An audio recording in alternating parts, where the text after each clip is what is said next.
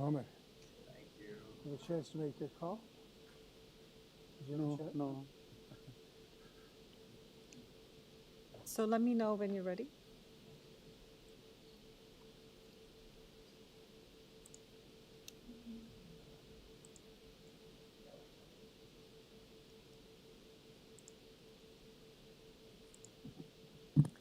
Testing audio for the afternoon stream. Testing audio for the afternoon stream.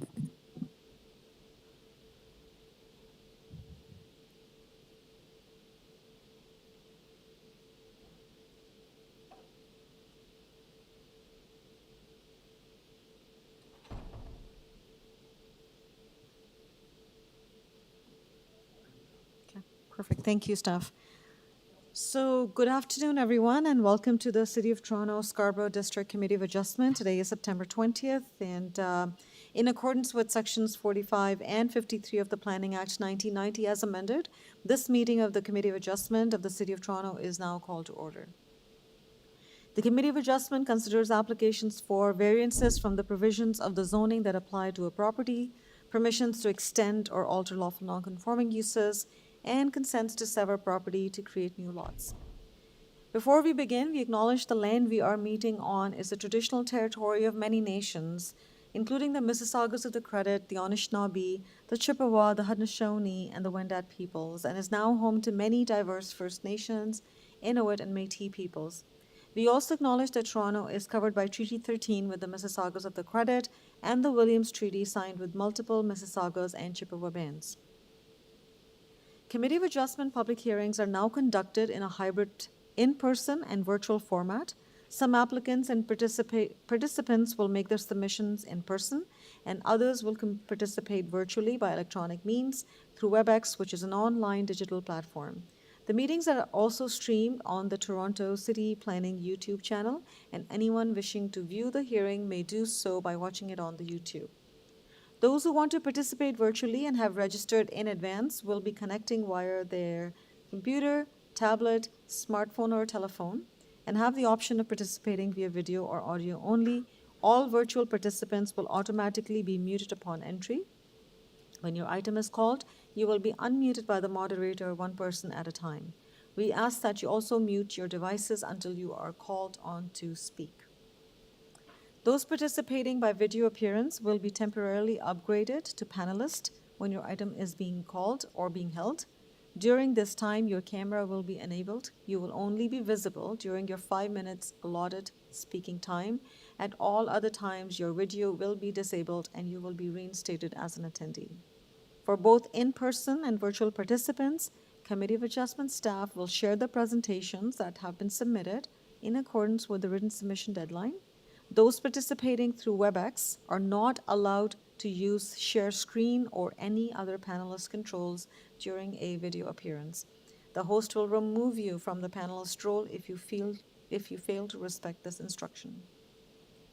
For all those attending in person today who want to receive a copy of the decision of the committee on an application must fill out a decision request card, which I believe are saved or placed somewhere there. And those who are participating virtually will need to submit a written request for a decision by email. Please ensure that you include your name, address, and an email address because the Committee of Adjustment and the Toronto Local Appeal Body, or the TLAB, will be sending notifications and any appeal updates by email. If you do not agree with the decision of the committee, you may be able to appeal the decision to the Toronto Local Appeal Body, TLAB, or in some limited circumstances to the Ontario Land Tribunal or the OLT. However, the provincial government has amended the Planning Act and generally removed rights of third parties to appeal Committee of Adjustment decisions. Only the applicant, the Minister of Municipal Affairs and Housing, specified persons, and public bodies, as those terms are defined in the Planning Act, are permitted to appeal the decisions of the Committee of Adjustment. Appeal instructions are set out at the bottom of the decision of the committee. In terms of the hearing procedure, I will call each item in the order as it's listed on the agenda. Where an application is uncontested, the agent or the applicant may proceed with their presentation if desired.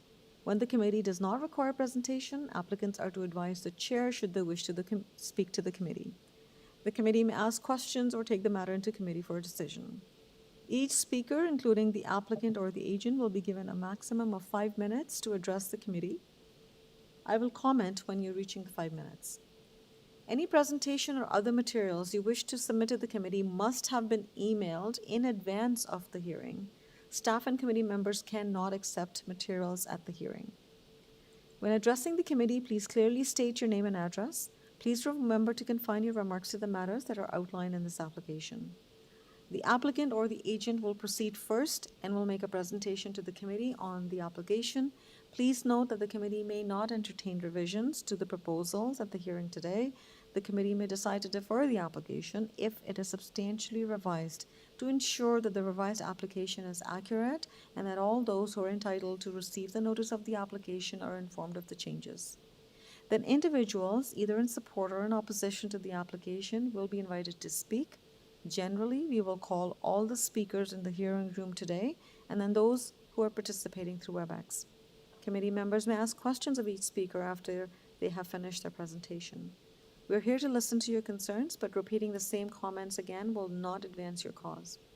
When all speakers are finished, the applicant or the agent has an opportunity to rebut only those issues that were raised by the speakers. This will then mark the end of the discussion. The application will then be taken into committee for a decision. This is the afternoon session, as I mentioned, and we're dealing through items 16 to 20. Are there any declarations of interest of panel or staff for the items listed in this time slot?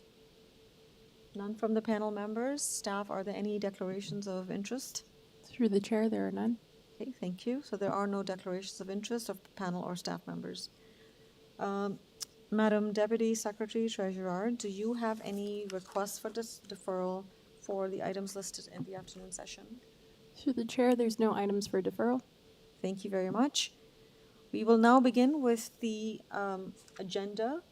And the first item on the agenda is item number 16. And item number 16 is 134 North Woodrow Boulevard. There are no registered speakers on my list, but I would ask all those in attendance today in public, are there anyone in the members of public that are here for 134 North Woodrow Boulevard? 134 North Woodrow Boulevard. I see none in the members of public. So on that note, can I please have the agent, Saba Almanto Matno, the agent on this application? Good afternoon, Madam Chair and committee members. My name is Saba Al-Matna from QBS Architects, 1670 Bayview Avenue, Suite 401. I am the architect's agent. Thank you, Saba, for joining us this afternoon. Saba, as I mentioned, there are no speakers today. Do you have any comments at this time, or would you prefer to go directly to questions from the committee members? I have one small comment, is this application before you here due to minor construction errors that happened during construction. The builder did not pay attention to the details that were on the drawings. Hence, you see before you the minor variations that we are asking for. And we are here before you seeking your approval so the client could get the final occupancy permit. Thank you, Saba. Yes, I do see there are minor deviations, and pretty much all 5 of them have minor deviations there. It's a few inches and exceedance everywhere. Committee members, do you have Correct. Do you have any questions for Saba? Yes, Member McKay, please go ahead. Yes, thanks. I see that minor variance was granted 2 years ago. So did those renovations happen, or is this what's now before us and you're trying to correct it?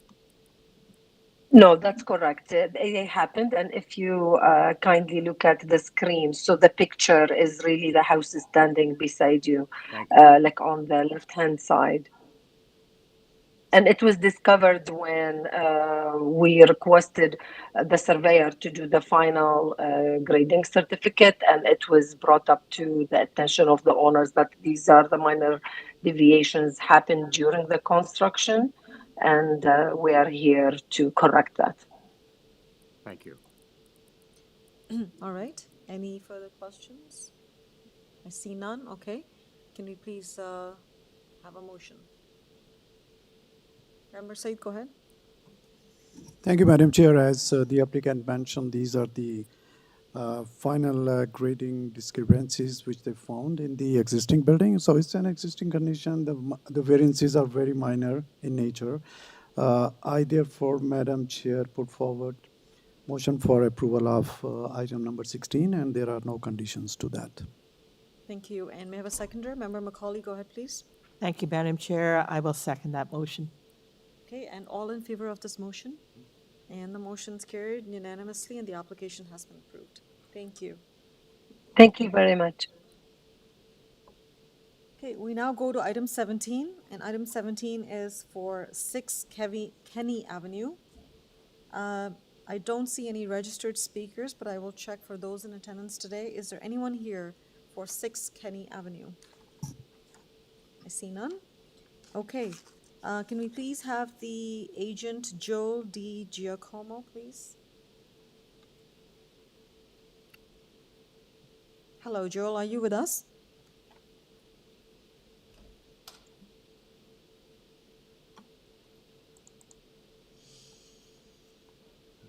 Joel, are you with us?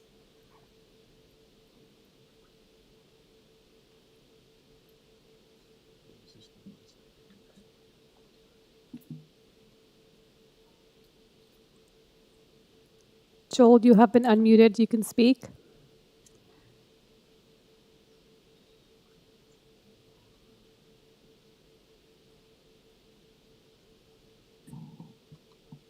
Okay.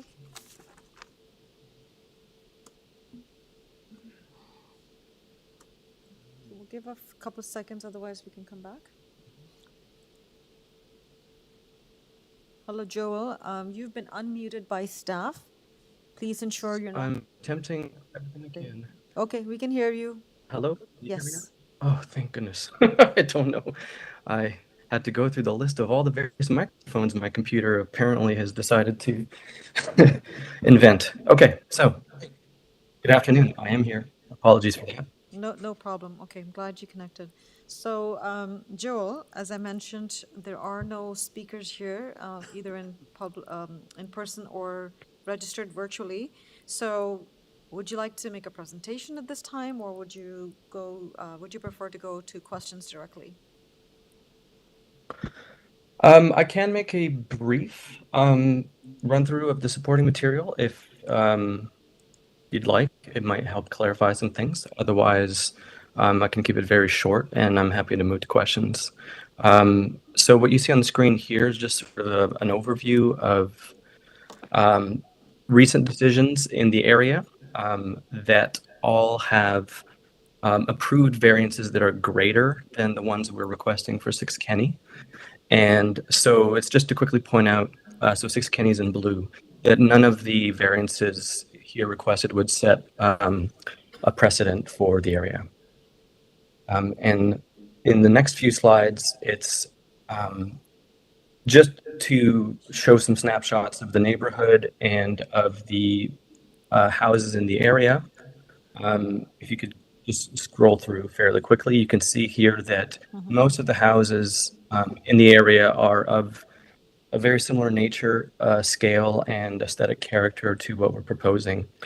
So it's just to quickly make the point that we are trying to fit into what's already going on in the neighborhood. And as you have seen surely from the drawings, we're not proposing anything that goes beyond current setbacks, and we're actually a little under some of the maximum setbacks allowed, or the minimum setbacks allowed. So we feel that the proposal fits well into the neighborhood, and we're trying to be as respectful to that context as possible. So I'm happy to answer any further questions. No, thank you for that short summary. Appreciate that. Members of the committee, any questions? Okay, I see none. Joel, we received some comments from Urban Forestry, not comments, actually condition number 3. Are you aware of that and any concerns with it? Yes, I am aware. No concerns. Okay, and in addition, we did receive a memo from Metrolinx, and they have recommended a condition of approval. Have you looked at that, and do you have any questions on that? I have looked at it. I suppose my understanding is it's an environmental easement. And that is to allow Metrolinx to make noise and if in case there's any construction or in the operation of the rail corridor that is within 300 meters of this property, so as not to elicit any complaints, I suppose. Am I understanding that right? That's my understanding as well, yes. So it's essentially acknowledgement by the landowner or the property owner that you will not complain or object to the operation emissions caused by the operations of Metrolinx. Okay? So Okay, understood. Understood. No concerns. Okay, so, yeah, this is something new that we've started to receive, and we respect Metrolinx and their recommendations. So what I'm going to suggest is, if there's no concerns or questions at this point, can we please have a motion on this application? And there's urban forestry condition and Metrolinx condition. Member McCauley, please go ahead. Thank you, Madam Chair. I'm prepared to approve these variances. Some of them are a little bit on the large size, so I was very happy to see that you have lots of examples in the area of variances similar to these. And that in particular, the front yard setback actually is an improvement over the existing condition. So I recommend approval of this variance, subject to the urban forestry condition and the Metrolinx condition for an environmental easement. Okay, and may I have a seconder, please? Member Said, go ahead. Madam Chair, I second the motion for approval, subject to urban forestry condition number 3 and Metrolinx condition. Thank you. And all in favor of this motion? The motion's carried unanimously, and the application has been approved, subject to conditions. Thank you. Thank you very much. Have a great day. We now move to item number 18. And item number 18 constitutes 3 applications, a consent and associated minor variance applications, 2 applications actually, for 51 Mystic Avenue. For 51 Mystic Avenue, I have on my list, 1 neighbor registered virtually. I'm checking with all those members of public in attendance today. Is there anyone here for 51 Mystic Avenue? Perfect. May I request you to please come forward and take a seat behind the microphone there at the front. You're not looking to speak. So whoever wishes to speak would have to come forward and take a seat.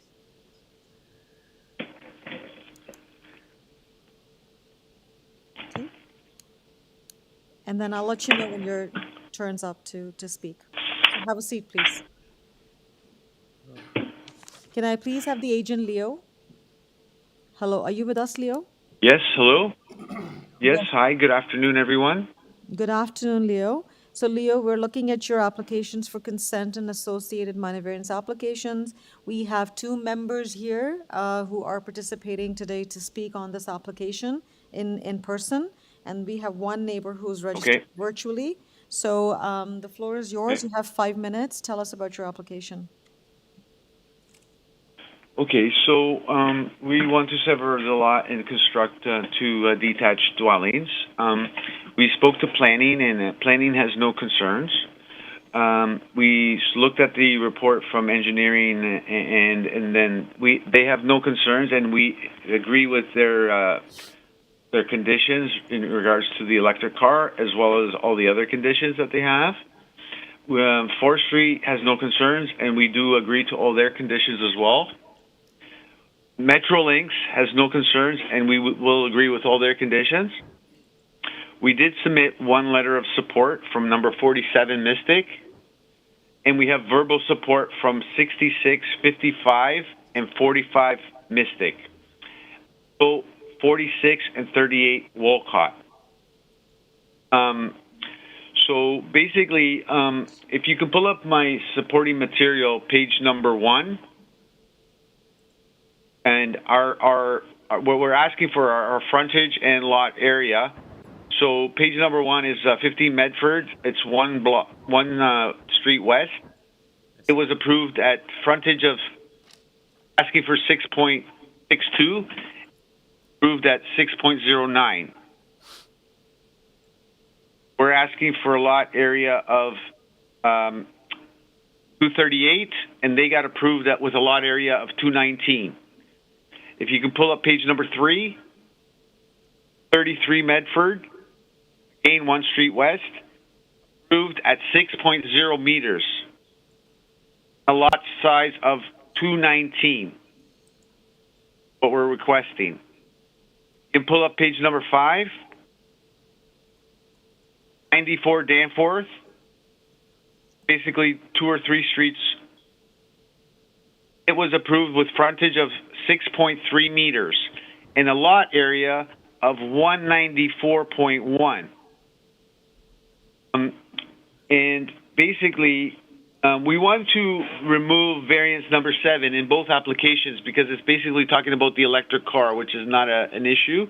So if you like to make a note that we will remove variance number 7 on both applications. In addition, as far as the coverage is concerned, if we can pull up page number 7.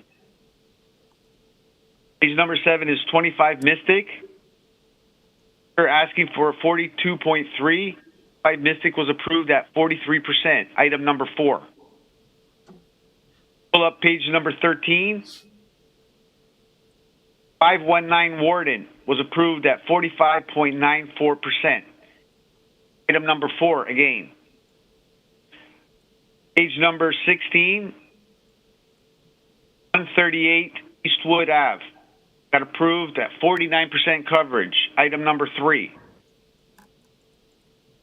In regards to the 3 stories, I think it's more a technical thing because we have a ground floor, then a living room above that, and then a second floor. But in reality, it's a 2-story home. But if you pull up page number 7, 25 Mystic, item number 3, approved for 3 stories. Pull up page number 16, item number 2, 138 Eastwood, approved for 3 stories. For main wall height, we're asking for 8.03. Required. Pull up page number 10. 27 Butterworth. Approved at 8.34. Pull up page number 14. 95 Warden Ave. Item number 4 was approved at 8.34 meters. You pull up page number 17, 145 Eastwood Ave, item number 3, approved at 8.5 meters. If we can pull up some of the photos that I submitted, page number 18. As you can see, 18 is basically 3 stories. If you can pull up page number 19, and that's number 4, number 6 Mystic. Page number 19, 25 A and B Mystic, again, 3 stories. If you can pull up page number 20, 36 and 38 Mystic, again, 3 stories. Page number 21, 54 and 54 A and B Butterworth, again, 3 stories. Pull up page number 22. 22 is 22 and 24 Mystic. And lastly, actually, page number 23, both 3 stories for 4749 Butterworth and 479 Warden Ave. 3 stories. I believe that this area isn't in transition, and our variances are consistent with what's been approved at the committee, and this does meet the 4 tests of the Planning Act 51-24. If you have any questions, I can answer them for you. Thank you. You just finished your 5 minutes as well, so thank you for that, running through the presentation. It was on our agenda as well, so we did review it, but thank you for walking us through. Committee members, questions for Leo? Any questions at this time? I mean, you can hold your questions and we can come back. Please. Yes, sir. You cited a number of examples from streets presumably in the general vicinity of Mystic Avenue. However, I didn't hear any statistics about the immediate context. In other words, 2 or 3 lots north and south of this property on both sides of Mystic Avenue, and I think it's Wolcott Avenue to the back. I've got kind of a notion about the predominant lot size in that immediate area. Are you aware of something of a precedent-setting nature that you could point us to? Not in the immediate block, but in the surrounding area, it's been approved and it is consistent. There are a lot of 20-foot lots, and there are more 20-foot lots south on Mystic. Yes, and also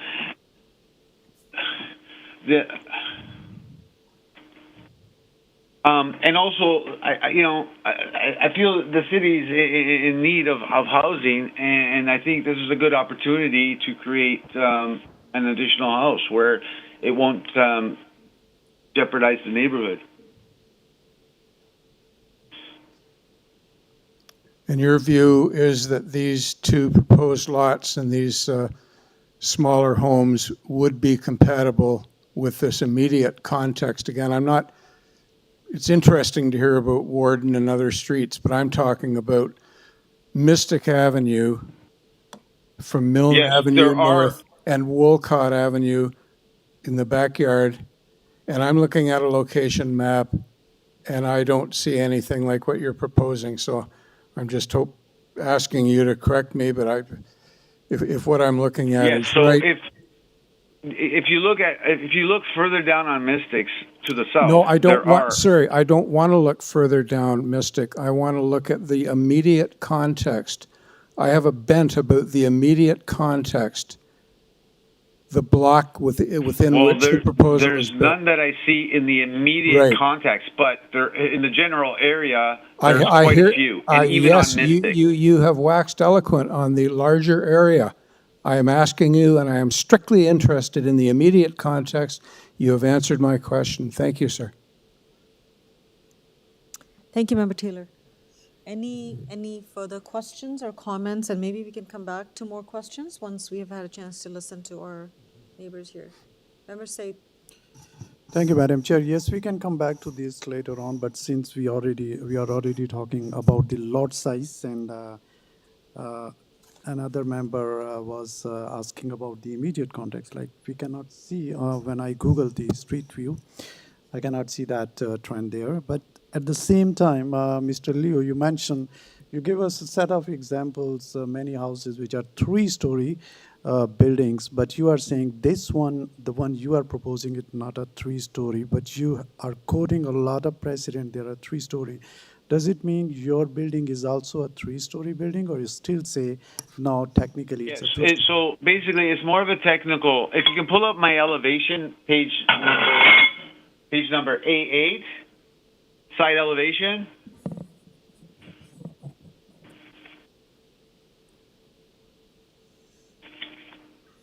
So if you look at the side elevation, it's more of a technical thing, because we have a ground floor and a second floor, and that living room. So basically, the way the zoning is understanding this is that the ground floor is the first level, the living room is the second level, and the second floor is the third level.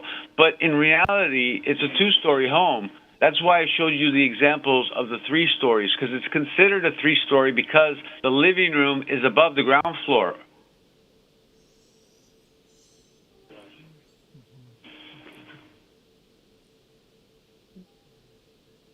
But, in reality, if we were to sell this house, we could not sell this house as a 3-story house. We'd have to say it's a 2-story house, because we have a ground floor, a second floor, and we have a living room above the garage. And that's why I showed those examples, because that's similar to what we're asking. And it's on Mystic. But your proposed basement plan is this your basement, or so how many floors? It is 3 stories, right? How you sell it is not the point. There's 3 stories here. There's a basement plan, 3 stories, correct. there's a main floor But, plan, and there's a 3rd floor plan. So 3 stories. And on your basement, well, there is habitable room. There is some space there which is being used. It's not like it's a dead space. There's recreation, there's game zones, and there's a bathroom as well. basements are not considered a floor. You got ground floor and you got second floor. You got the living room in between. But it's So constituted. it's not considered, in my opinion, it's more of a technical issue because of the way the zoning bylaw has been changed. Right. Okay, so regardless, it is a story because of the zoning requirement. Correct. Okay, all right, so let's hold on our questions for now. I want to hear the residents as well. So we're going to start with those in person today. So we're going to start with whoever wants to go first. And please clearly state your name and address, and I'm assuming you've delivered your card? Yes, I have. Perfect. My name is Thomas Hazeman, and I'm a resident at 53 Mystic, immediately north of the proposed development. Thank you for this time. So we have, myself and the legal owner of the property have concern with this development. Number one is the first thing that showed up to a lot of people on the street when we got our letters in the mail was a discrepancy in the second 2-story and 3-story.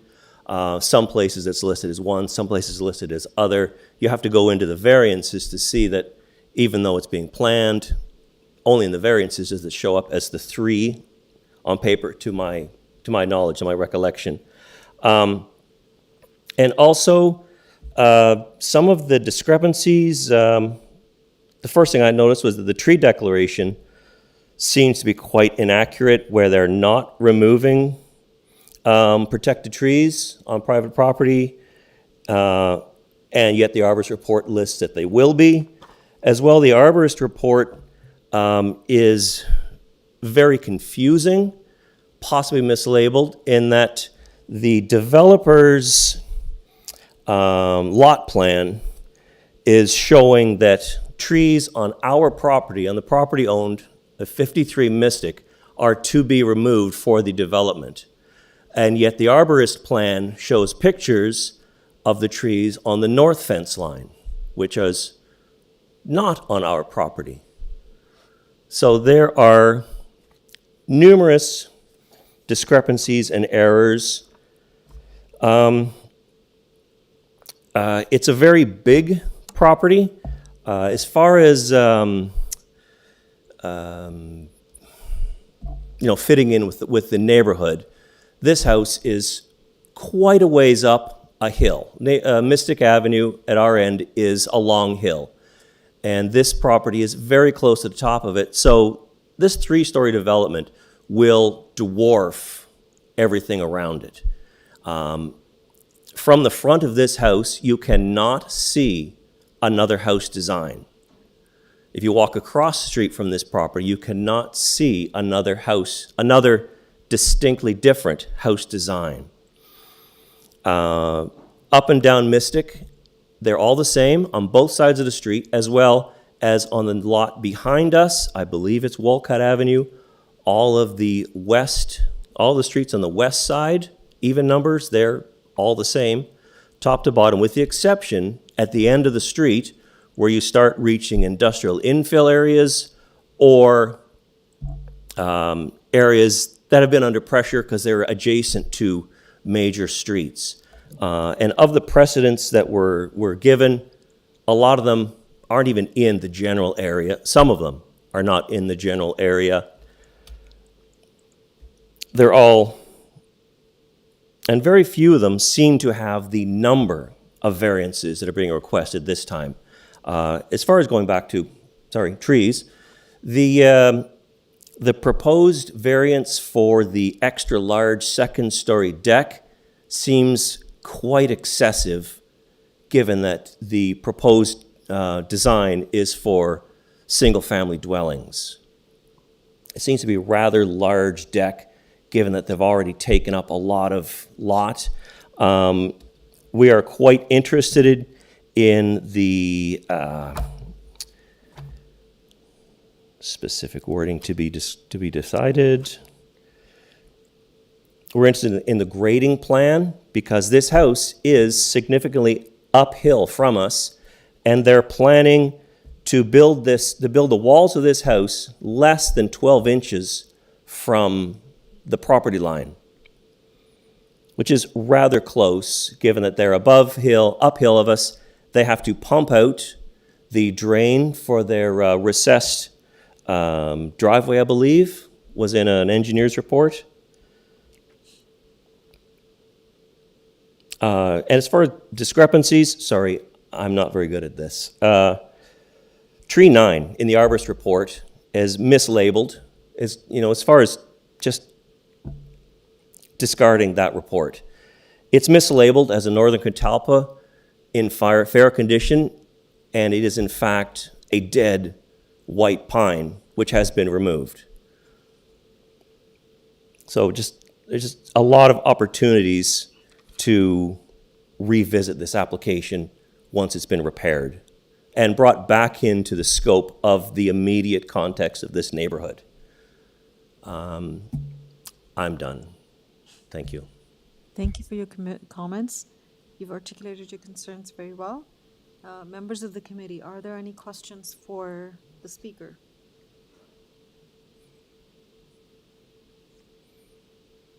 I see none. So just for clarification, we're dealing with a consent and then associated minor variance applications. Do you have concerns in particular with both or with one or the other? I mean, let's start with consent application. Are you concerned with the severance that's being proposed? That is our primary concern. Yes. It's already a habitable, occupied property. Yes, it doesn't have huge density, but it's not incredibly wide, and it is being put into a neighborhood from the 1940s, where all of the houses were developed in a similar style. They're not the same.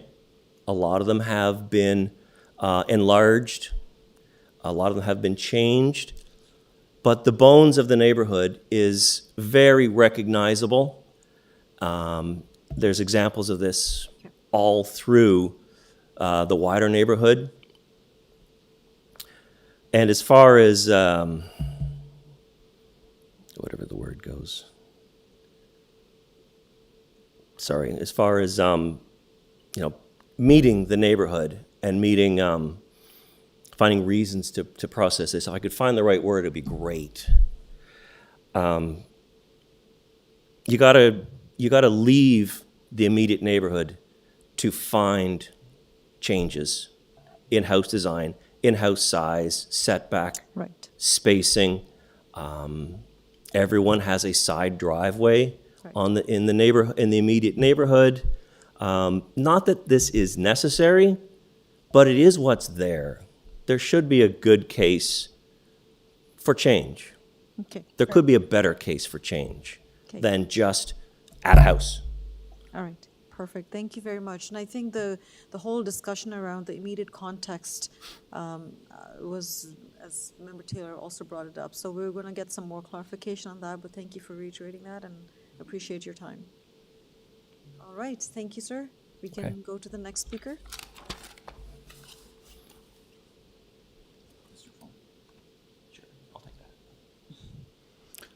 Hello, my name is Yannick Brammer. I live at 49 Mystic, the property adjacent to the proposed project immediately to the south. I will share the same comments, regarding the neighborhood. I'd say the discrepancy with the overall neighborhood, and also I had a concern with the issue with 2 or 3 stories. The letters that we received were not clear. Like, here's a 2-story dwelling, but then in the proposed variances it says 3 stories, and we're like, which one is it? So that's one of the reasons I'm here, just to make sure that we have a good understanding what, if anything was to be approved, that we're talking about 2 stories.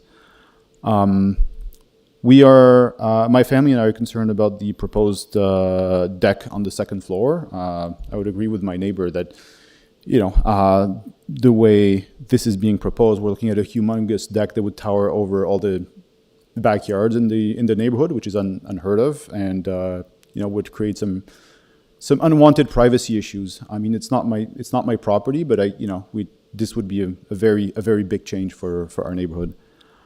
I'm also worried about the trees, because the proposed project implies destroying a bunch of perfectly healthy, mature trees that are part of the DNA of the neighborhood. We've lost a lot of trees. To Tom's comment here, like, we lost a huge white pine in the property in the back due to a fire that happened a few years ago. So this is one of the biggest trees of the neighborhood that was lost. Metrolinx took down all the trees along the rails down the street, so we lost these trees too, worried about if there will be any trees left one day. In terms of the process itself, just like my neighbor Thomas's property is downhill from the property, we are uphill. So since the property at 51 is proposed to be built right at the property line, we're concerned about the impact to our property from digging that deep, just below our property. It's going to be just beside our garage. I'm sure there are professionals involved that would be able to build a retaining wall and ensure that no ground would collapse. But we'd be very interested in hearing, if any such project was to go forward, what assurances are being made that absolutely no incidents of that matter can happen. We're worried about the dust issues. How as part of the project will it be ensured that no dust is being generated? We know certain project where there's constant watering to make sure that the dust is settled down. We just don't want a house full of dust. I have 4 children that are always playing in my driveway, just a few inches from where that project is happening. I'm concerned. Thank you. Okay, thank you, Yannick. So, a couple of things here. One is procedural. You had, so I have a speakers list here, and you were listed as virtual. So now you're attending in person and not virtual, I guess. We had Yannick Brammer and Regine Brammer listed as virtual. So you're Yannick, right? That's right. I did register to attend the hearing. Okay, that's fine. I think I didn't specify. That's my bad. So now we can cross off the virtual because you're here in person today, so that's great. And then we certainly hear your concerns. So again, I just want to clarify, just so that when we go to the applicant, we get that.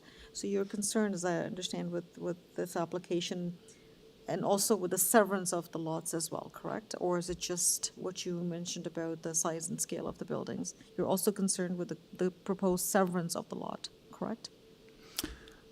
My main concern with the severance of the lot is not the fact that there will be 2 houses. It's that as by nature, they will have to extend the footprints of the houses so much that it will be extremely close to my property. And I'm worried about the process. I'm worried about the impact of the construction on my family's use of our driveway. Anytime I park on the street in front of my house, I get fined $30 because on our street, we're not allowed to park in front of our own houses. We have to use our driveways. Right. I need to park my cars. My kids play every day in that driveway. And I'm worried that portions of my driveway or my garage might collapse in the process. And very legitimate concerns. I'm not dismissing them, but it's something that we can't help you with, and those are typically matters that are addressed through construction process, through building permit, whereby they have to provide like a construction management plan to show how that construction will not impact the adjacent property owners. So that's the avenue to go to, and I'm sure if best practices are held, you should not have that problem. But in a situation where you do end up in a situation like that, please feel free to contact the city and the building department. We should be able to help you. For now, what we can help you is understanding what your concerns are with the application today. And I hear that, overall, the houses that are being proposed, or the large house that's being proposed, is a concern. Not necessarily maybe the consent or the severance, but ultimately what's going to be built on it in terms of the scale would be a concern. Okay. That's right. Thank you very much for confirming that. Any questions for the applicant? Oh, sorry, for the speaker here, Yannick. I see none. Okay, well, thank you, sir. Thank you. We will now go to, I don't see there's any other speaker, and we have clarified that Yannick was indeed indeed here in person. So we'll go to Leo. Leo, can you please respond to the concerns that have been expressed to you? Yes. So, so just listening to some of the concerns, I think we're also going to remove number 6, the platform.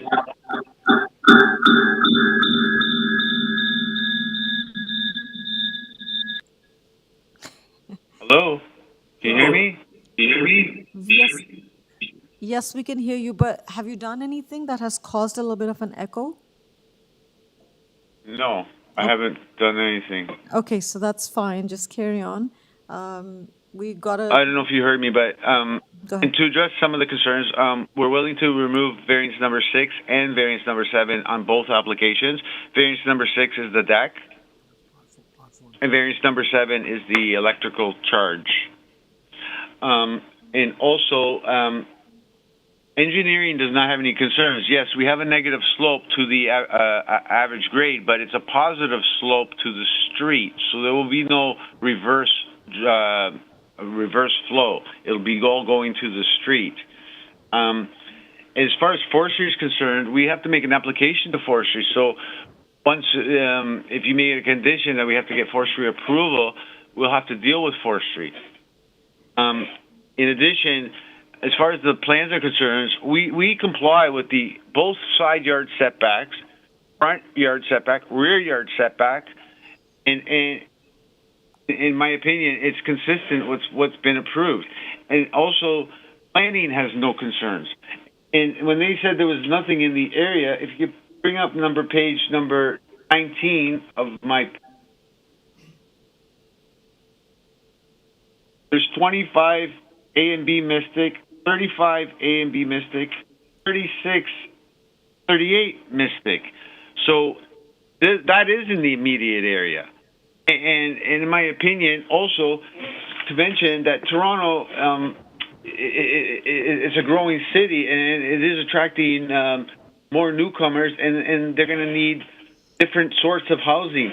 And there's been a report and an initiative and an actual multi-unit bylaw that's been amended in order to help address the housing concerns. So this is a perfect opportunity to add an additional lot with no diverse effect in the immediate area. And again, we're agreeing with all the conditions from all the departments, which none of them have written anything to refuse our application. No, that's fair, and we're here assessing and listening to the concern. So, I mean, I hear your point as well, but we also have to be considerate of what we hear from the residents as well, because the residents will be left with this, right? We will walk away, but the residents would have to deal. So we want to make sure that the decisions we make today are responsible, and we've looked and thought about everything. So that's where we're here today. So in terms of the built form, the only, I wouldn't say the only, but a few things that are related to the build form directly are the number of stories. So 3 stories being proposed as opposed to 2 stories, and the height of the main wall. And the lot coverage. And the coverage. And the coverage. And the coverage is as a result of the reduced lot area? Like what's causing the... I believe they included the deck as part of that, but once we remove the deck, I'm not too sure, but it's also consistent with what's been approved. We've submitted several examples. Okay, let's put one thing clear. And again, Toronto's in need of housing. Understood, 100% need of housing, but the housing doesn't have to be. But the housing doesn't have to be monster homes, right? Not monster homes. They're consistent with what's on the street. We comply with all the setbacks. I'm not suggesting that this is a monster home. I'm not suggesting that this is the one, but I'm saying is that housing, yes, but housing that's reasonable in size and is compatible is what we're trying to achieve. Okay. I think, in my opinion, it would be build 2 houses as opposed to one monster house that basically no one can afford. I don't know. That's my opinion. And it's also the opinion of the multi-study for the multi-unit new bylaw that was amended. Yes. And also the initiative, the component of the Housing Action Plan, which seeks to increase supply of housing. I hear you completely, sir. Leo, you make some good points here, but again, we're trying to look at this application. Our scope is a little narrower than the other bigger studies. It does play into it. I'm not suggesting that it's not. As a planner, I totally agree with that. It's about providing more housing choices and varieties, and one more is better than nothing. So I agree with you, but we're trying to also be considerate to what's being built here, right? That's what we're trying to achieve here. So committee members, any thoughts? Any questions for Leo? And yes, there were a lot of concerns about some discrepancies on how the trees are labeled and whatnot. So I'm going to leave it to the experts, and I'm sure when you go for your permits, those tree But discrepancies yeah, will be sorted out. just to add that we do need to make an application to forestry.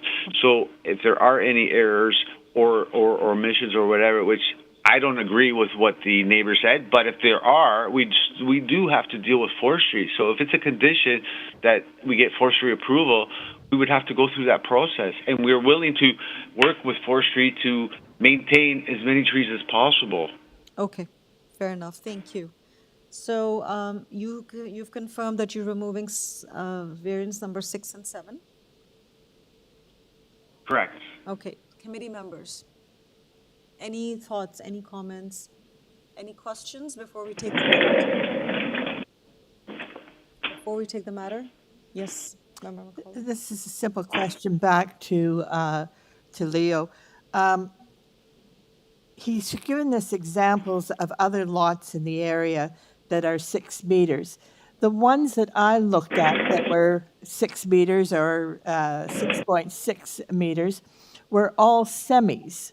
If you build a semi, you build roughly the same size house, but there's a little bit more space on each side. Are there, what examples do you have of single detached houses at 6 meters?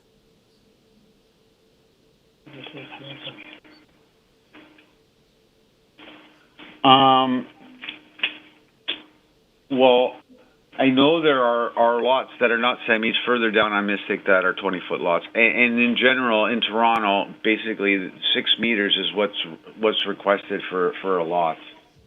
And again, in my opinion, it's better to build two houses as opposed to one monster house, which we could build very easily, and then that would be out of character, and it won't meet the initiative of the Toronto Action Plan, which seeks to increase supply of housing. Okay, sir. Well, And in addition, we can also provide basement units, which will add additional accommodations for newcomers. Okay, I understand that, and those are good objectives. All I'm saying is that you've got very narrow lots. Typically, lots that are less than 7 meters in width are for semis. You still get 2 houses. The community may not want 2 houses, but you still get 2 houses. What you're doing is you're putting 2 houses with space in between that really isn't necessarily the best use of a very small lot. That's my only comment here. I was asking where else, because in your examples, you show us some semis on 6 meter lots. So I'm looking Fair for. enough. If I could just respond, we could build one house that would be the same size. So it doesn't make sense, in my opinion, to build one house the same size where we can get 2. And the effect is the same. We comply with the side yard setback, the front yard setback, rear yard setback. So in essence, our variances would be similar as far as coverage because it's been all approved. So in my opinion, if we build one house or 2 houses, the massing would be identical, if not worse.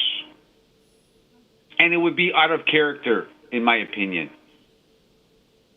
Okay, thank you. Through the chair, just to clarify for the record, can we just confirm that there are no additional variances being amended in addition to 6 and 7? Leo, can you please confirm if it's only the variance number 6 and 7 that is being withdrawn and there are no further changes to the application? Yes, correct. That's correct. All right. Okay, we can take the matter into committee now.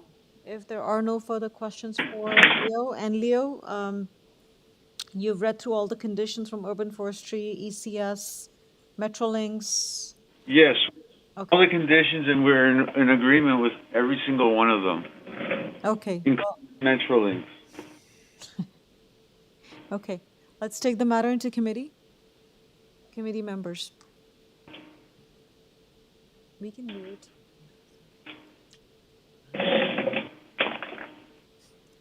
Okay, thank you. Member Taylor, please go ahead.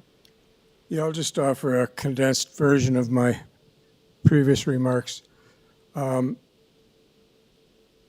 always very concerned and continue to be in this case about the proposed lots and their compatibility with the immediate context. And right now I'm looking at the location map that we all have, and I'm looking at the location map in my mind does capture the immediate context. It's the street that the proposal's on, across the street from where the proposal is, the street to the south and the street to the east.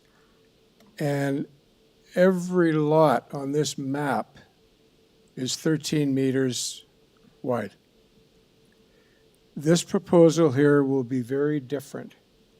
And because the lots are narrow, the houses have to be tall. And there aren't any tall houses on this street.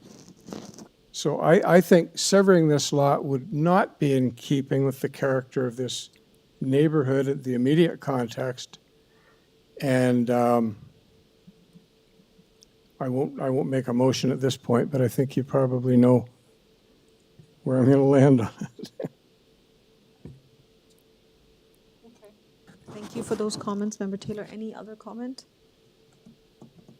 Member McKay, please go ahead. Well, I'll just say I'm kind of wrestling with the policy and the official plan that talks about respecting and reinforcing essentially the character of the neighborhood. And in this particular one, I tend to agree with Member Taylor. So that's a concern that I have, that policy might not be met here.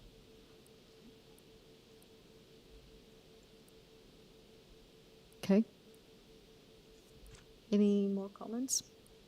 Okay, if there are no comments, then can I please have a motion?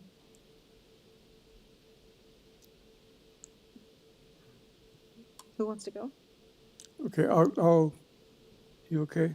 Member Said? Okay. So just for procedure, it's going to be for consent application first. Okay, so just a motion on the consent? That's correct. Okay, yes, thanks you, Madam Chair. My motion is going to be to refuse the application for consent on the grounds that the proposed lots are not compatible with the lot pattern in the immediate context. They're approximately half the area and half the frontage, and therefore not compatible. And may I have a seconder, please? Member Said, please go ahead.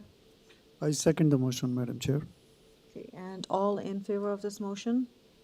And all opposed? I oppose this motion. However, the motion carries and the application has been refused. Thank you. So I guess the consent application has been refused, so we can have no reason to deal with the minor variance application. Okay?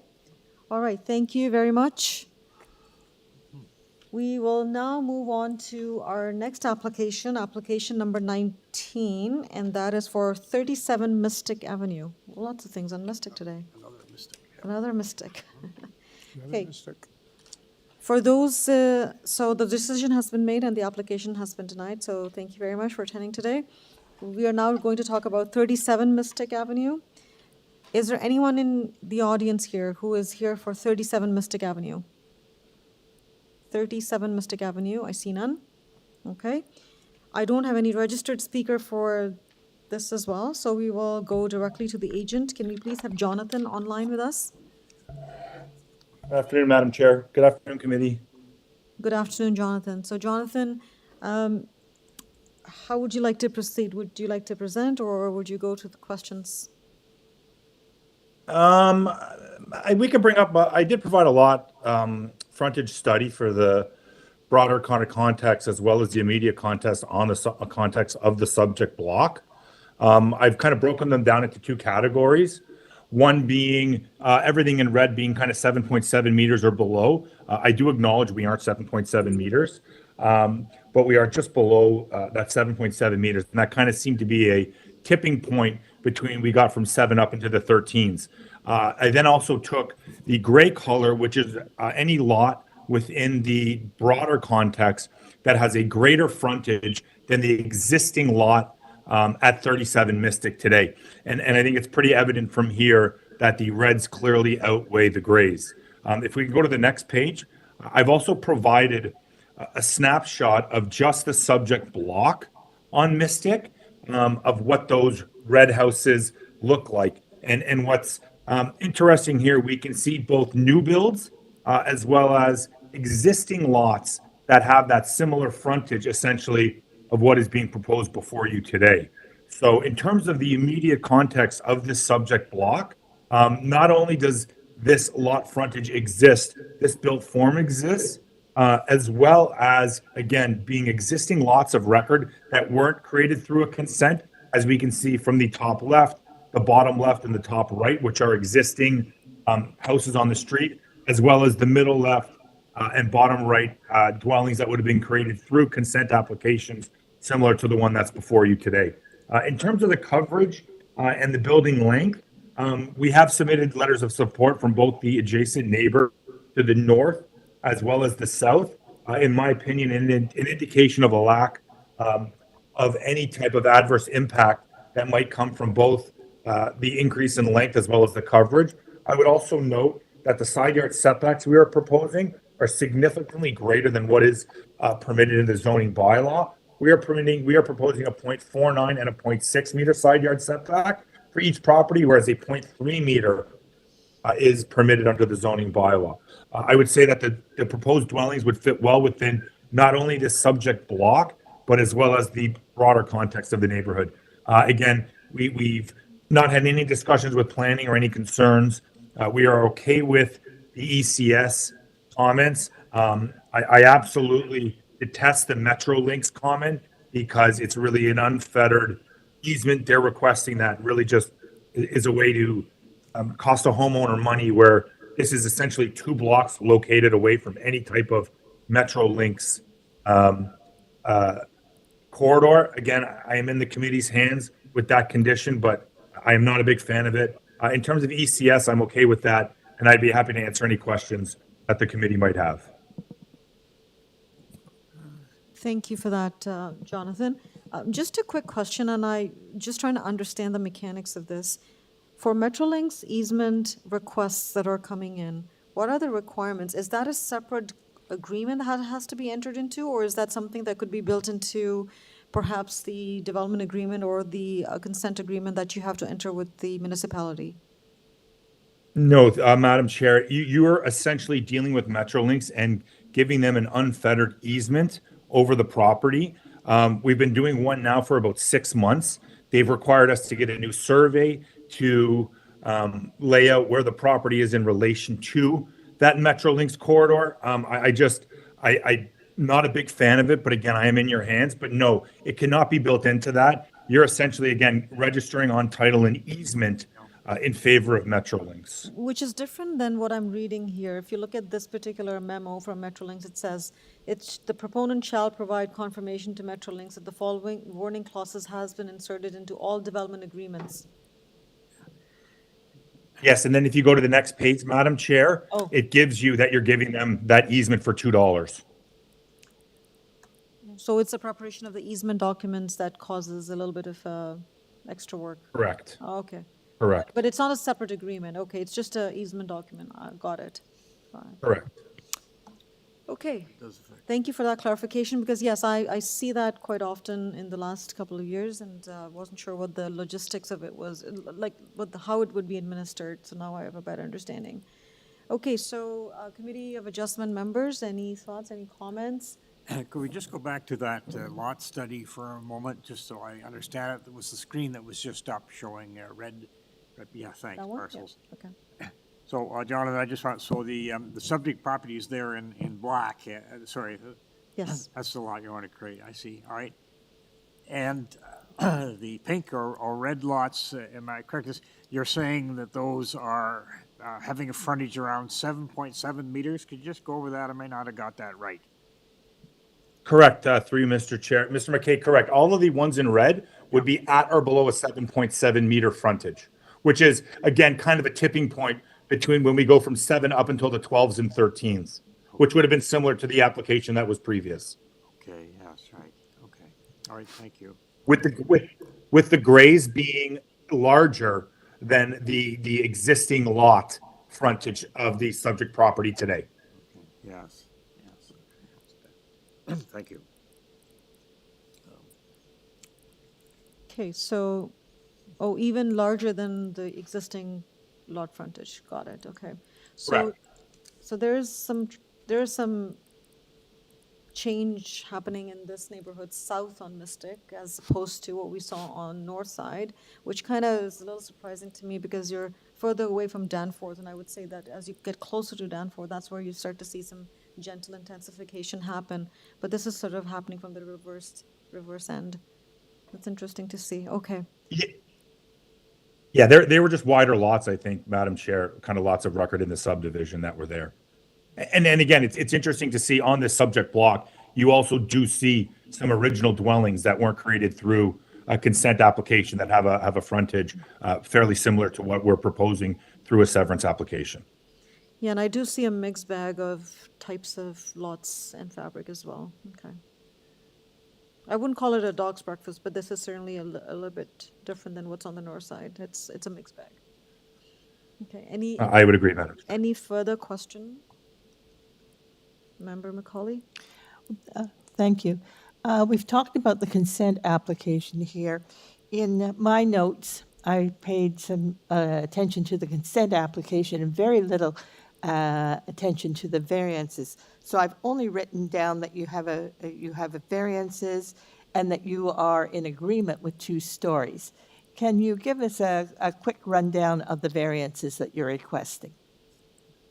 Yeah, aside from the lot frontage and the lot area, we're requesting an increase in the building length from 17 meters to 17.7 meters, and also an increase in the coverage. I addressed very briefly the impact of those as it relates to the adjacent neighbors. The side yard setbacks we are proposing are well in excess of the zoning bylaw requirement. So in terms of the coverage, this coverage could have been either appropriated through a permitted side yard setback or a small increase in the length. The reason we've gone with the small increase in the length to appropriate the coverage there is the possibility of possibly in the future having a garden suite. We did explore proposing a right of ways between the 2 dwellings. We are not there now, but the idea between adding the increased side yard setback was for that. In addition to the character of the neighborhood not having those decreased side yard setbacks, as we saw from some of the pictures where some of the dwellings do have side parking. Sorry, they have a side driveway entrance that leads to parking. So the idea behind adding that little bit of an extra space was appealing to us. And again, just to go back to that impact, both the adjacent neighbor to the north and the south have signed letters of support, again, in my opinion, indicating a lack of perceived impact from that increase in length of 0.7 meters, which is essentially 2'4". Okay, thank you very much, because I'm looking at this and noting, and you probably heard the previous application where there was a number of variances. But here, you're keeping side yard setback, which has an impact on the adjacent neighbors. You're not changing front yards or rear yards.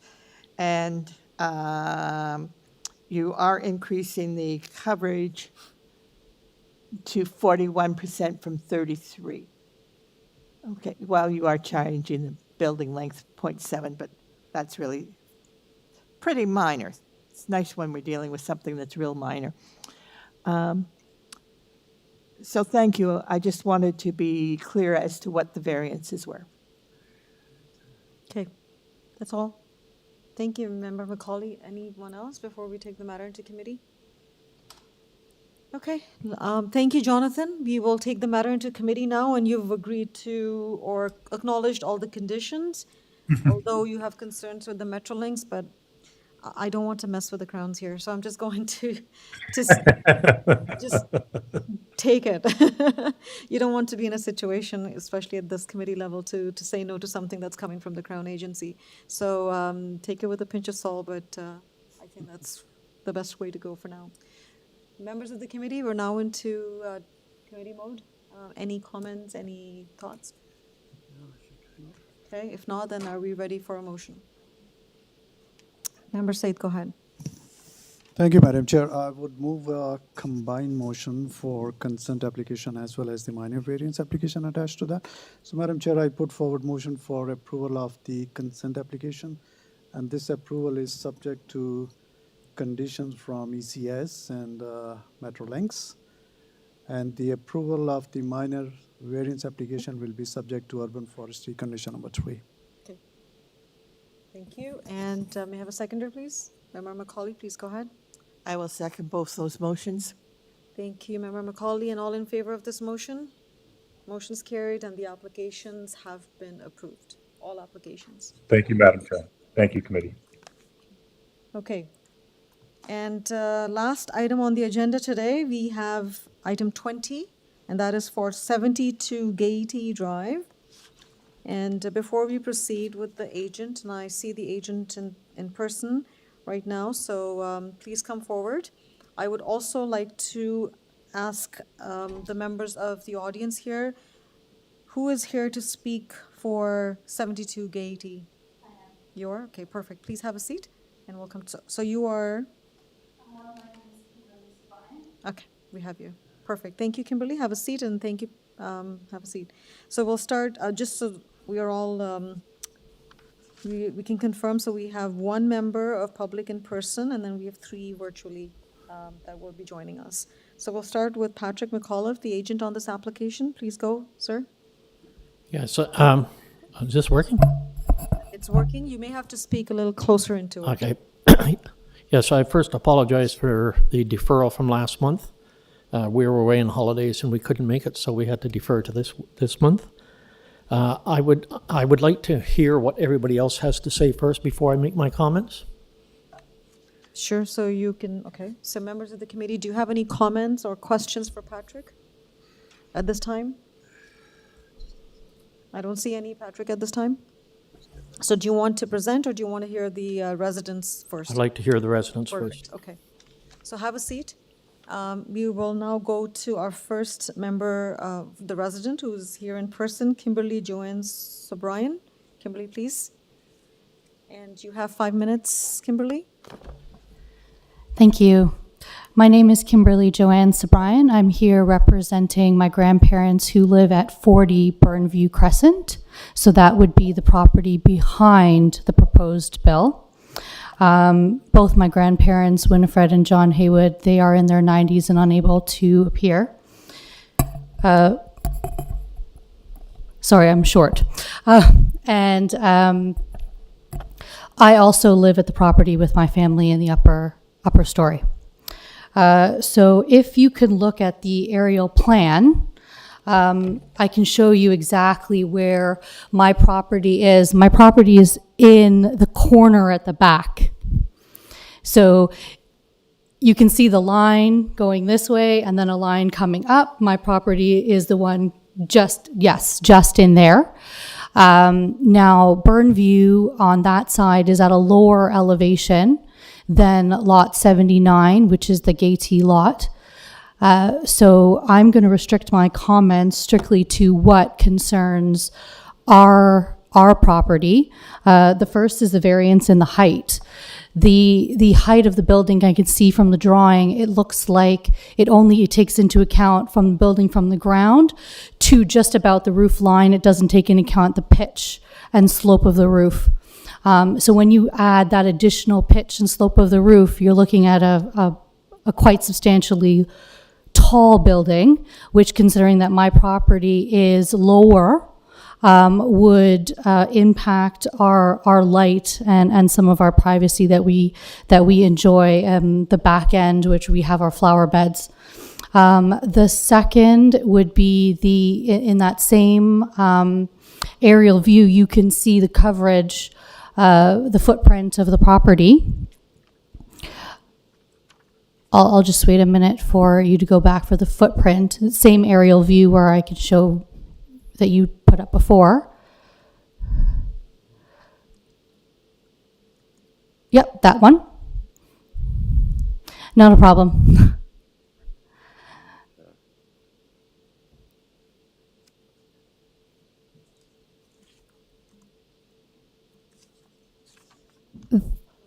That with the coverage of the property, our main concern is the water drainage. That the soft areas wouldn't drain a lot of the water for a property of that size. And given where the swale is, the swale actually runs behind the property between lots 80, 79, and 78 into mine. And then from mine, it runs down to the next street, which would have been Vesper. So if the water is not absorbed because of the soft area and the coverage, and that variance is allowed, then I may end up with increased water on my property that could drain into the basement or move any of the foundations that we've put for the shed. If a flower dies, I'm really not concerned. It's more that my grandparents live in the basement. They're in their 90s, and we've got PSW care coming in. I really can't have a flood down there. What the committee should note is that this area on the opposite side of the street is a ravine. And as a result, the area is rather wet. So the streets were designed in a particular fashion in the 1930s to allow sufficient water drainage and to make sure that nobody had flooded basements. The basement is finished, so a flood would be detrimental not only to the cosmetics, but the fact that my grandparents live there. And so subject to any questions, those are my comments. All right, thank you, Kimberly. For the drainage, I would say that we're not experts here on drainage, so I'm going to have to, you'll have to rely on the building department when they do the review the building permits and the drawings associated. They would, and that's a code requirement that there shall be no adverse impact on adjacent lands, including drainage and, water being drained onto adjacent properties. So those matters would be taken on. I can't speak to flooding. That's something that's beyond the purview of this particular committee. So I just hope that all best practices of building construction occur, so to avoid any flooding situation or any drainage issues on the adjacent lands. But I can certainly help you with the other variances that you discussed. Yeah, the variance will, like the rear setback, that if the rear setback were not as severe, that would allow potentially sufficient drainage. So it's a separation distance that Yes. you're concerned about. Yeah. So again, so in today's world, anything can be engineered, right? So regardless of where it is, I'm sure depending on, let's say, should the committee approve this today, and if this advances to building permit, based on the footprint of the building, the appropriate mitigation measures would have to be in place as it relates to, construction and flood proofing and whatnot. But again, that's something that I can't help you with. But we'll certainly consider this when we deliberate on the proximity of the building to your property. Thank you. All right. Any questions for Kimberly, please? Thank you. I'm concerned with the drainage, and I just wanted, because we've got a setback, we've got a very small rear yard. Maybe staff could show the street plan with the lots behind so that we can see where that drainage is. So if you don't mind, you're saying that the drainage swale comes from the rear of that property and your property out to whatever that street is down on the very bottom of the Vesper Court? Yes, that's exactly what I'm saying, Melnder Macaulay, that the way Gatey was originally designed, the first part the first two properties before the one that's being proposed today actually go up a slight incline. The one is actually more at the crest. And then you get a more of a gradual decrease as you go down. So because of that, the water naturally drains behind. And so because my property is situated behind, I do take more of the water on that side. But the current property, because the setback isn't so severe and we have a lot of soft area, the water does disperse. And so I don't see any erosion on my property as a result of it.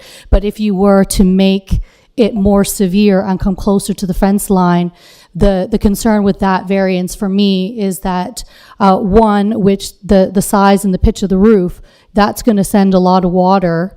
The height of the building as well. You've got a less area at the back that property will flood. There will be excess. I do take Member Kabir's comments that could be engineered, but I don't see any plan, so I'm just simply raising it as a consideration, because a variance like that to me would not be minor, and the height as well. When you take into account the roof, that is more than minor. Okay, thank you. I guess one last question.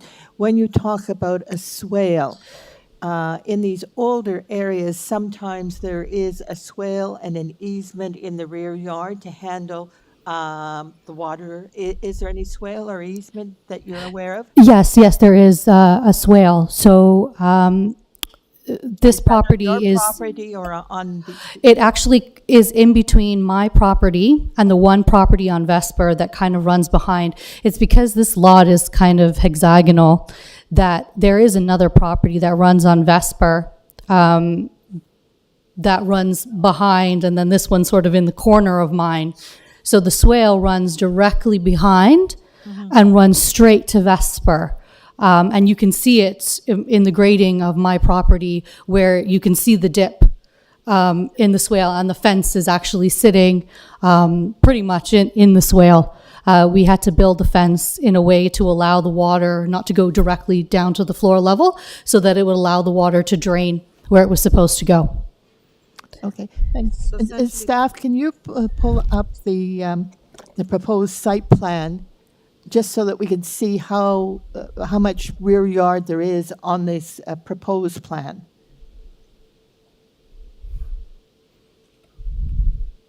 So it varies depending on where you see it. Yeah, there's... Well, the rear yard actually not so much. It's the side yard, I guess, that varies. Yeah, but the rear yard is where they have the water issue. So it's 6.9 to the deck? Correct? Is that the rear yard? Okay. All right.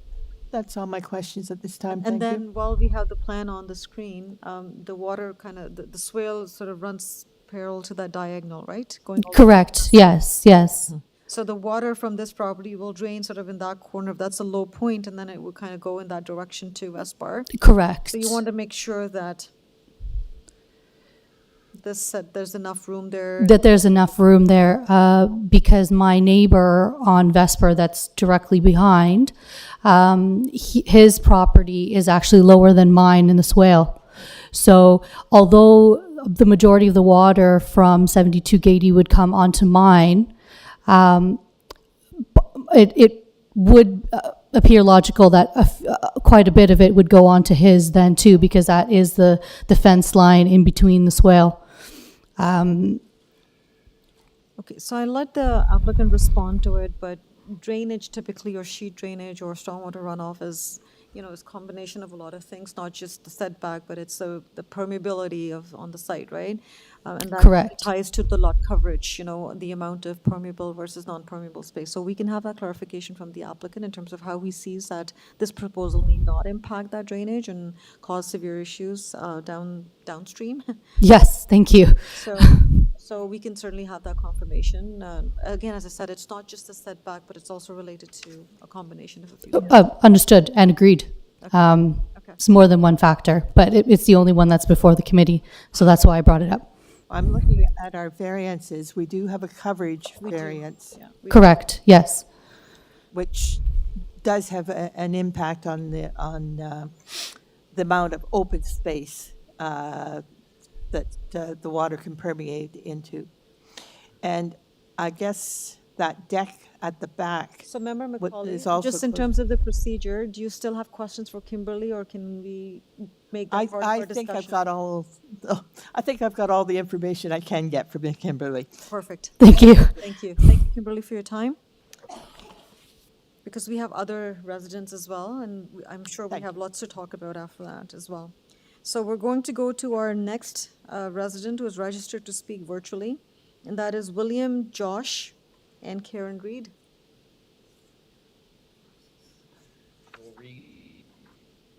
Hello, William Josh, are you with us?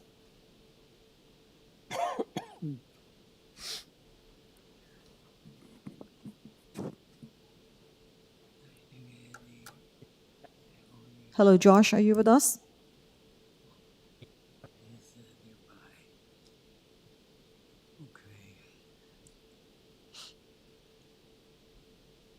Staff, you want to give some instructions? Josh, you have been unmuted. You can speak.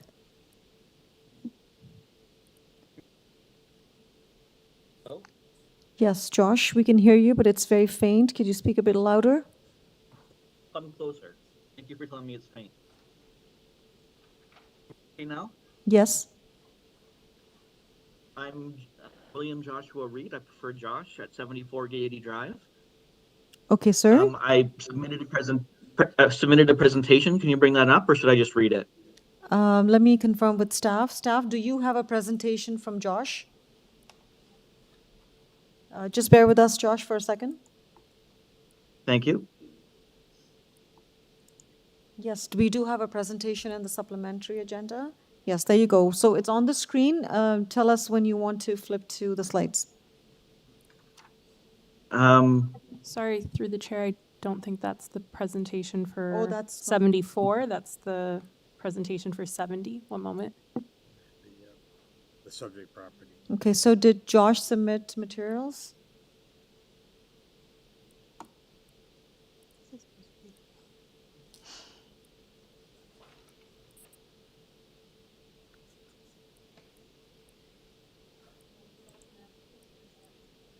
I did submit materials. Yes, we're just pulling that up.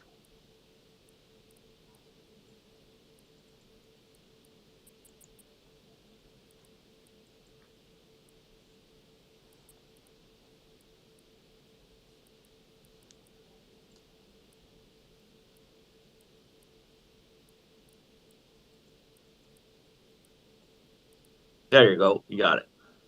Perfect. Okay, so please go ahead. You have 5 minutes, sir.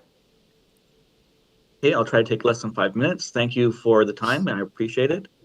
There's a few things I'd like to go through really quickly to list our concerns. There's an existing fence and retaining wall. For context, there's a 4.5-foot drop between our properties. As you can imagine, the retaining wall over many years is starting to deteriorate, and we're concerned that the existing retaining wall won't survive the construction activities. And we'd request approval of a replacement of the retaining wall and fence as part of this application. Going on to the second point, we are also worried about stormwater management. 50% increase in the building size, which is the effect of this application, will have an impact on our already deteriorating water management. We have erosion of soil between our properties, and we've talked about that as neighbors. For what it's worth, in the winter, we end up with an ice rink in our backyard because of all the water coming into our backyard from that property. Whether we like it or not, we get an ice rink. We're worried that with the new size of the building, we will have an increased ponding in the spring, and that will have risk to our foundation. So we'd like more information about how they're going to be managing the erosion with the larger size building. similar to Kim's comments, we're going to be experiencing a disruption of sunlight, airflow, and invasion of privacy because there's a 4.5-foot drop. That puts us at a significantly lower elevation, and we're right next door. With all of the balconies planned for that side of the house, our right of privacy will not be there, as well as the increased height. It really makes the house look like a castle. And wastewater management, again, because they are at a higher elevation, we're worried that the wastewater backups that we've already experienced will start to increase because they will have more people in that house, and we are downstream. We request sewage flow impacts to be assessed and any mitigations to be completed at its condition of the construction phase. I am done. Okay, thank you very much, Josh. Committee members, any questions for Josh? Okay, all right, we'll move on. Thank you very much, and we'll move on to speak with our next resident. So we'll start with Thambi Raja Mahalingam and Rani Mahalingam. Okay, are you with us, Thambi Raja? Yes, yes. This is wife. After that, my husband will be talking. Can you hear? Yes, I can hear Can you you, hear? but I just want to Okay. say that between the two of you, you have 5 minutes, ma'am. So, Yes. just be mindful of that. Thank you. Yes. Yes, madam. Good afternoon, madam. We have been living in this 65-year-old neighborhood and enjoyed walking through the beautifully landscaped houses on Gaiety Drive that are key characteristics for this. None of the existing 62 bungalow houses on Gaiety Drive has a 2 full-story structure on it. The proposed dwelling on 72 Gaiety is out of scale, out of scope, and destabilizes the existing character. It breaks the pattern and continuity of the street and jeopardizes the integrity and is detrimental to the streetscape. Gaiety Drive is one of the remaining few protected neighborhoods in Scarborough. The proposal does not comply with 8 zoning bylaw provisions. It is very important to assess all of the requested variances together and understand its compounded impacts within the context of this stable neighborhood. If the variances are allowed, it would not meet the general intended purpose of the official plan and the zoning bylaw. It will also infringe into the right of enjoyment and peaceful living of the surrounding neighbors. The proposed front yard setback would not only push the building 1 meter towards the street, the 17-meter long 2-story structure would extending from east to west boundary line in no doubt would disrupt the streetscape and of Gaiety Drive. We live in northern hemisphere, where the sun rises from east, goes to south, and then sets in the west. According to the sun path art, a west-facing window of the house would receive sunlight during the afternoon hours only. However, the number of hours gets reduced towards the winter months. Currently, we have 2 windows facing west receiving unobstructed sunlight and airflow. Once the 19-meter long by 2-story high eastern wall is constructed, the sunlight into our bedroom will be shut down completely. The proposed dwelling height, together with the oversized building length, not only would exceed the regulatory limit, it would take away our freedom and the right to enjoy sunlight and airflow through. Our living room receives natural light through our large north-facing window.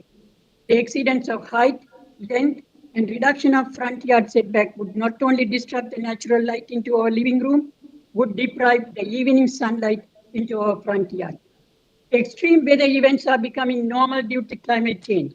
The exceedance of lot coverage, together with the reduction in rear yard setback, would reduce infiltration capability further. As a consequence, extensive runoff generated would affect the basement surrounding properties very badly. The 2 oversized south-facing balconies at the second floor level will certainly infringe the privacy of several properties. The side yard setback will have severe impact of safety and air pollution to the adjoining property. In conclusion, none of the 8 variances are minor, and my husband would like to share a few words. Thank you. Madam Chair, my name is, and committee members, my name is Sambiraja Mahalingam. I'm 82 years old, living in 7080 Drive for the past 31 years.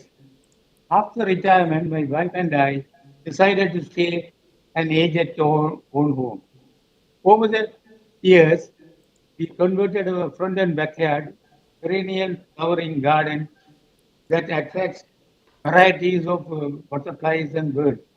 We enjoy watching them sitting in bright living room, having cathedral ceiling through the huge north-facing window, and sometimes sitting in the wing at the backyard.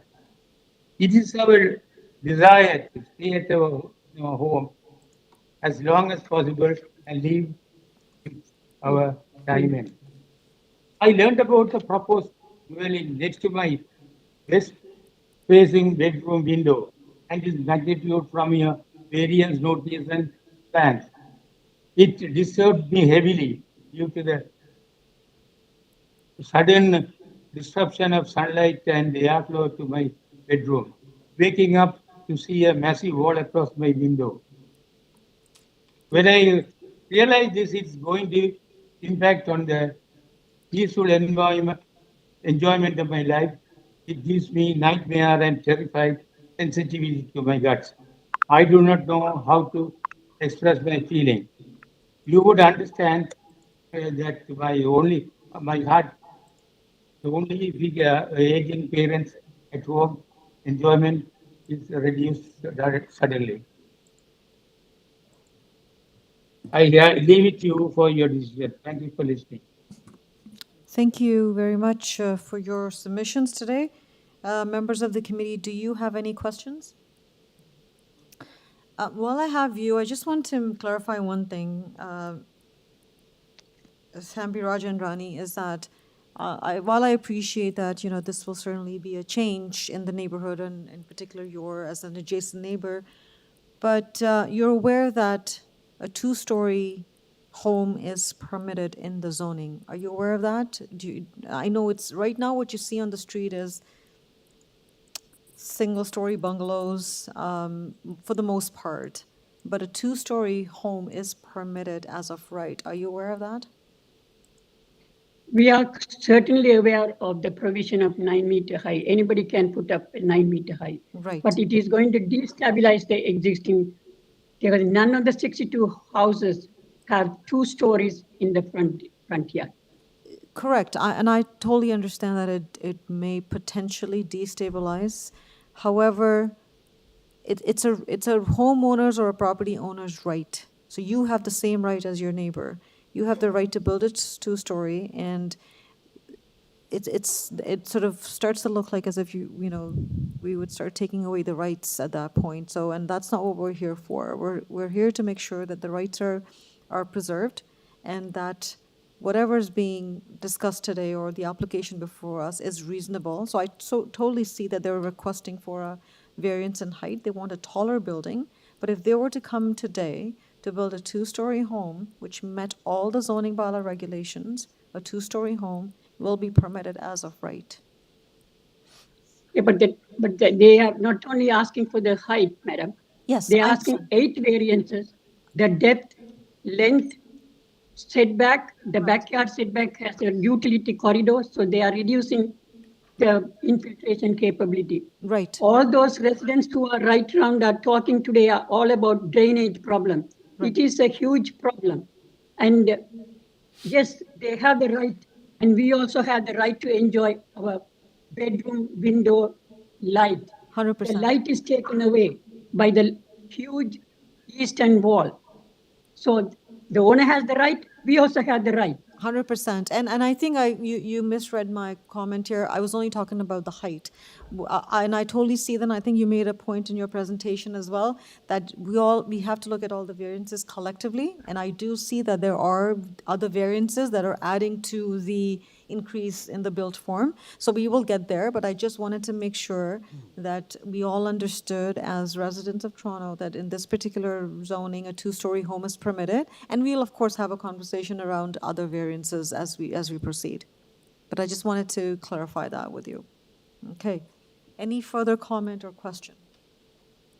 I see none. All right, thank you very much, Rani and Thambirinja, for taking the time to speak with us. We'll go to our next neighbor who has registered to speak, and that would be Claire Visiek. I'm sorry if mispronounced. Claire. No, that's fine. Yes, Claire's fine. Thank you very much, Madam Chair, members of the committee. I will not need 5 minutes. I'm a neighbor, a resident, and an owner on Gaiety Drive. My concern here is the with all the adjustments that the owner is requesting, it not only takes away the privacy of the two neighbors. If you look at, you're looking at height adjustments, side setbacks on the front, on the sides, at the back, etc. Height. But the thing that concerns me here, members of the committee, are the number of windows, the number of entrances into the house, and the number of balconies. If you stood on one of the balconies located at the rear, it's not only the privacy of the two neighbors that is coming into concern here, but standing on that balcony alone, that would disallow any privacy of any home located on the south side of Gaiety, on the west side of Vesper, and on the north side of Burnview, with the exception of any existing trees that may be in those homes' backyards. But my biggest concern is with this amount of windows, with this amount of entrances and egresses, my biggest concern is this. I do not believe that there is full disclosure and full declaration on the potential usage of this property. It is happening all over Ontario and all over Scarborough because of the need of housing and rental. I respect the fact that people need places to rent. Maybe, I don't know the existing owners, maybe they require a basement apartment. Maybe they require a basement apartment for children to live in until they can get on their own feet. It's a normal in today's economy and political situation in Ontario, especially Toronto. However, if they also may require a larger home for themselves. They can acquire all those things with using the existing stamp of the property and build up a second story and put in a basement apartment without any adjustments to height, setbacks, frontage, back, whatsoever. My fear is here, ladies and gentlemen, there is not full disclosure or declaration on the potential future use of this structure. I'm opposing personally any adjustments on any of the setbacks that are being asked for. That's it, sir, gentlemen, ladies. Thank you, Claire. Thank you for your time. Any questions for Claire? All right, thank you. Thank you all who took the time to speak with us today. I would now go to Patrick. Patrick, now you have heard all the residents speak and provide their concerns. How would you like to respond, sir? Okay, I have read all the comments on the internet, on the site there, all the letters of objection and concern, and I've heard what everybody has had to say here today. My first comment will be about the grading. We will have to provide a grading plan, and the grading plan will meet all the city requirements so that the property is drained properly. The next issue would be regarding, sorry? Can we mute the WebEx? Thank you. Please go ahead. Just speak closer in the mic, Patrick. The next issue would be somebody making comments about the fencing and retaining walls. A complete new fence will be built around this property, and any retaining walls that happen to be along the fence line will be rebuilt if it meets the grading requirements. Now, as to the 7 or 8 issues, I believe there's only 7 issues that are at the committee here. I'd like to go through these committees and make changes as per what I've heard today. Okay. On item number 1, I'd like to You leave it. just bear with me, Patrick. Staff, can we please have the variances on the screen so that we can all follow together? Perfect. Thank you very much. Sir, please go ahead. Okay, item number 1, I'd like to leave it exactly as it is. Item number 2, we will build a flat section into the roof so that we do not have to have that item there at all. So item number 2 can be eliminated. So item 2, as it relates to the dwelling height of 9.45 is being deleted. Variance 2 deleted. So the height of the house is no longer an issue. Item number 3, I'd like to point out on this item that the actual 2-story main body of the house is less than 17 meters. It is only the 1-story addition out the back and the bay window at the front that make it the 19.03 meters. So the body of the house is less than the 2-story body of the house is less than 17 meters. I'd like to leave that issue the way it is. The next issue, which is regarding the decks, regarding the balconies, I want to eliminate that item completely. Item 4 being deleted. There'll be no more balconies. I should say there'll be no more balconies more than 4 square meters. Right. And 1 per elevation. And more than the number that's permitted. Correct. So you're permitted as of right 1, and it would have to be in compliance with the requirement. Right. The next item, which is the, sorry, I haven't done. Number 5. The rear yard. I want to eliminate that issue completely. I'll just cut 8 inches off the length of the. No, it's the maximum permitted area of platform is 4, and the proposed platform. No, just eliminate that whole issue. Okay, that's gone. Because we'll put 1 balcony, but it'll be less than 4 square meters, Okay, that's deleted then. which is no longer an issue. Okay. The next item, which is the setbacks, the rear yard setback, we're going to just cut 8 inches off the length of the house, and that's no longer an issue. So we eliminate that issue completely. So that's been removed as well. The next issue, the front steps, we'll just make them 2 meters wide. We can eliminate that issue completely. Okay.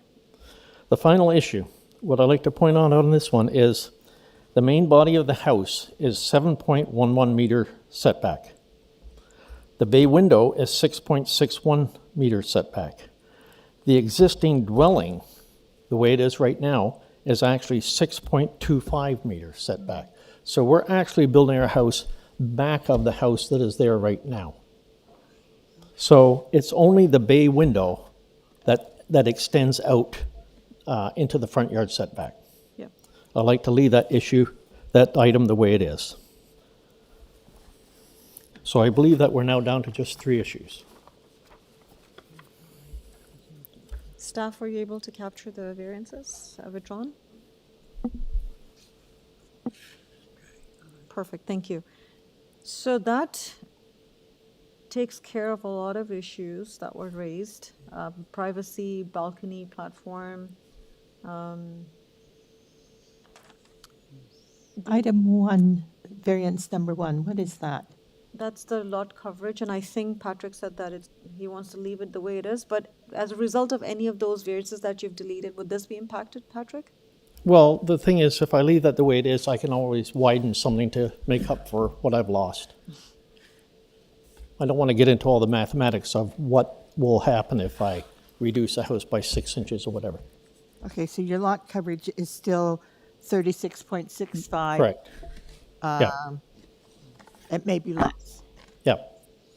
but you don't want to go down to 33. You want to have that flexibility. I would have to go and do all the mathematics to figure all that out.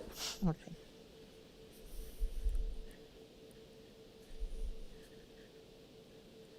And the height's gone as well.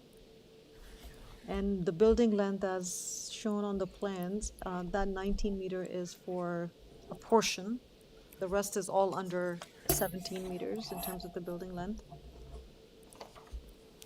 So we're talking about items 1, 3, and 7 remaining, That's correct. as is. As is, so item 1,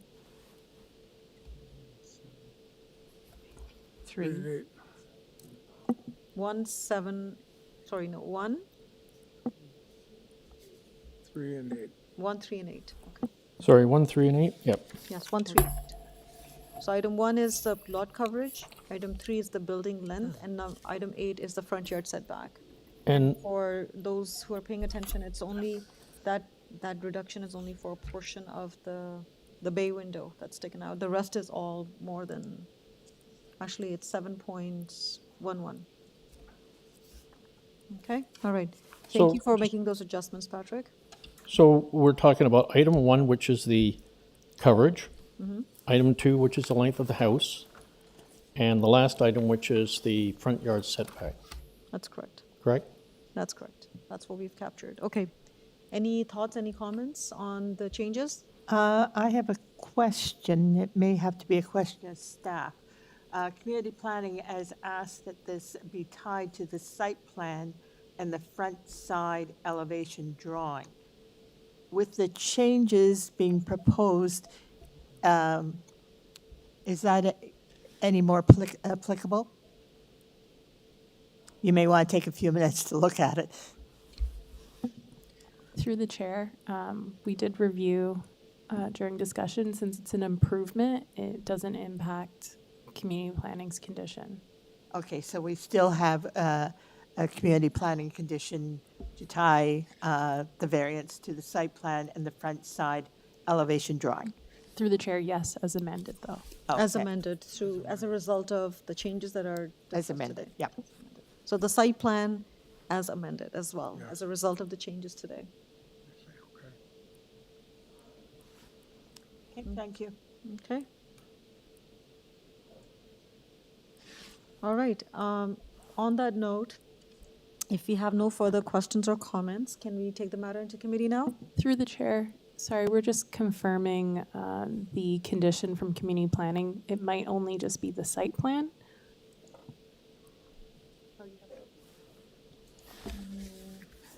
Sorry, through the chair, so it's only tying it to the site plan, not the elevation. So I have the staff report from August 11th. Is that what we're looking? Yes, right there. So it's just the site plan. There are no elevations, just the site plan. Okay. And as amended as a result of the changes that are associated with the variances. Thank you. We're good, Member Macaulay? Again, a question, why not the front elevation? I think he's keeping the front elevation. But I think the report did not include it. Right. I think it was just the notes that refer to it, so don't go on our notes. It's the report here that only recommends the site plan be attached. Okay. Drawing number 1A1, okay. Okay, which is a copy of the site plan. If you look at the figure 1, that's that. Okay. Okay. Thank you for that. So thank you, Patrick, for your time. We will take the matter into committee now. Committee members. Oh, before I do, there are no other conditions. No urban Okay. forestry. No. Okay, perfect. Thank you. So can I have a motion, please?